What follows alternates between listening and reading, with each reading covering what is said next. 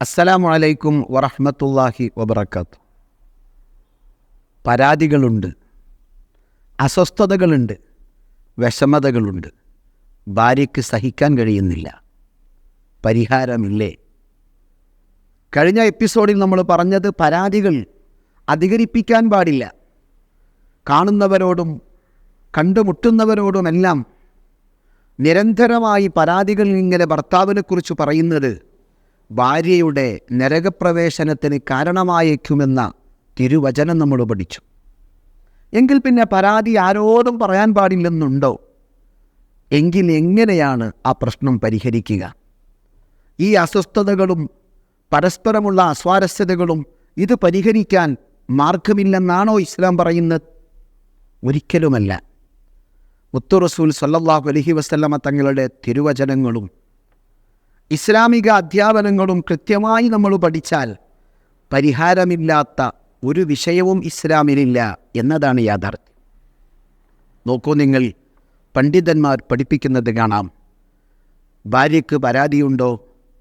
ഭർത്താവിനെക്കുറിച്ച് വിഷമതകളുണ്ടോ? ഇതാരോടെങ്കിലും ഒന്ന് തുറന്നു വെച്ച് പരിഹാരം കണ്ടെത്തണമെന്ന് മോഹമുണ്ടോ? എങ്കിൽ കച്ചവടത്തിന് വന്നു കയറുന്നവരോട് അവരുടെ ബിസിനസ് ആവശ്യാർത്ഥം അവർ അല്പനേരം സംസാരിച്ച് നിൽക്കുന്നു എന്ന് വെച്ച് കുടുംബത്തിലെ വേദനകളും ചീഞ്ഞു നാറുന്ന അസ്വസ്ഥതകളും അവരോട് ഷെയർ ചെയ്യരുത്.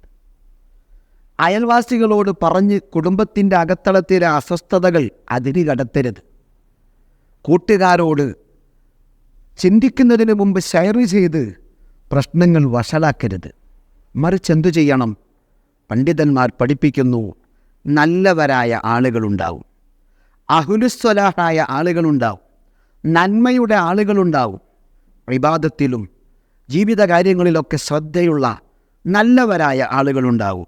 ഒരു പ്രശ്നം കയ്യിൽ കിട്ടിയാൽ അതിനെ എങ്ങനെ കൈകാര്യം ചെയ്യണം, അതിനെ പരസ്യപ്പെടുത്തണമോ വേണ്ടയോ, അതിനെ വഷളാക്കണമോ വേണ്ടയോ, സ്വന്തം വീട്ടിലെ തൻ്റെ പ്രിയപ്പെട്ട സഹധർമ്മിണിയോട് പോലും തന്നോട് വന്ന് മറ്റൊരാൾ പറഞ്ഞ സങ്കടം പറയണോ വേണ്ടയോ, ഈ വിഷയത്തിൽ കൃത്യമായ കാര്യബോധമുള്ള നല്ലവരുണ്ടാവും.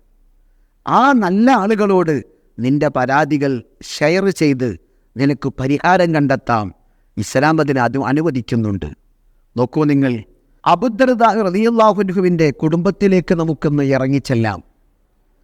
സൽമാനുൽ ഫാരിസി റളിയല്ലാഹു അൻഹു അബൂദർദാ റളിയല്ലാഹു അൻഹുവിനെ സന്ദർശിക്കാൻ വരികയാണ്. രണ്ടുപേരും പ്രമുഖ സ്വഹാബികളാണ്.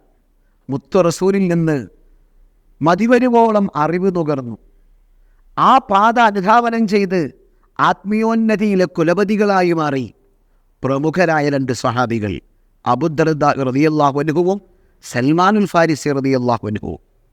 അബൂദർദാ തങ്ങളെ സന്ദർശിക്കാൻ വീട്ടിലേക്ക് വരുന്നു. സൽമാനുൽ ഫാരിസി റളിയല്ലാഹു അൻഹു യാദൃശ്ചികമായി അബൂദർദാ റളിയല്ലാഹു അൻഹുവിൻ്റെ സഹധർമ്മിണിയെ കാണുകയാണ്.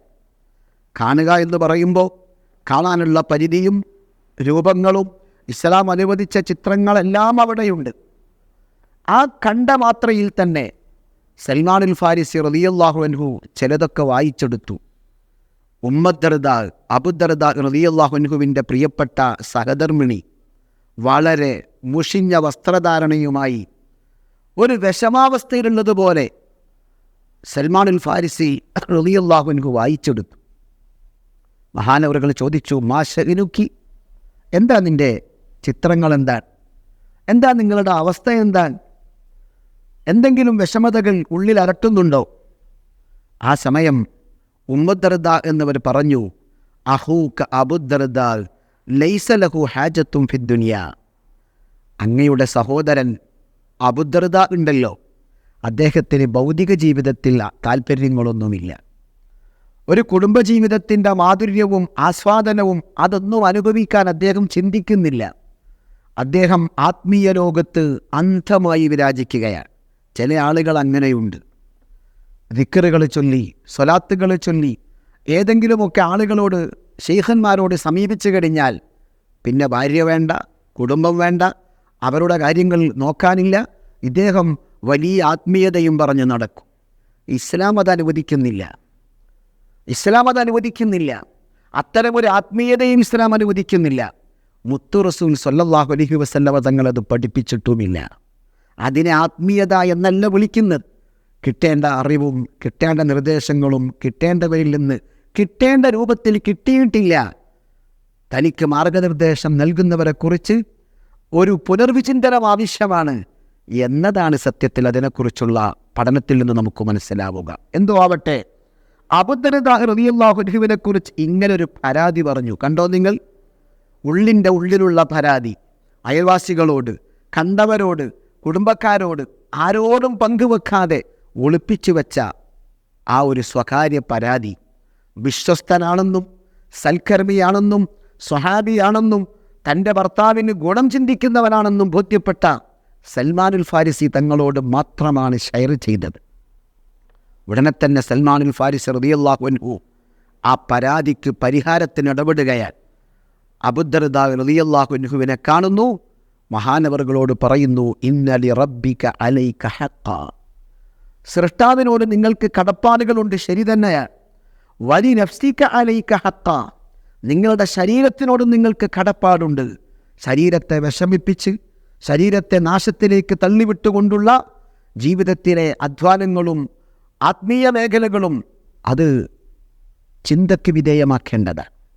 വലി അഹ്ലിക അലൈക ഹഖ്ഖാ, നിന്റെ കുടുംബത്തിനോടും നിനക്ക് കടപ്പാടുകളുണ്ട്, നിന്റെ കുടുംബത്തിനോടും നിനക്ക് ബാധ്യതകളുണ്ട്.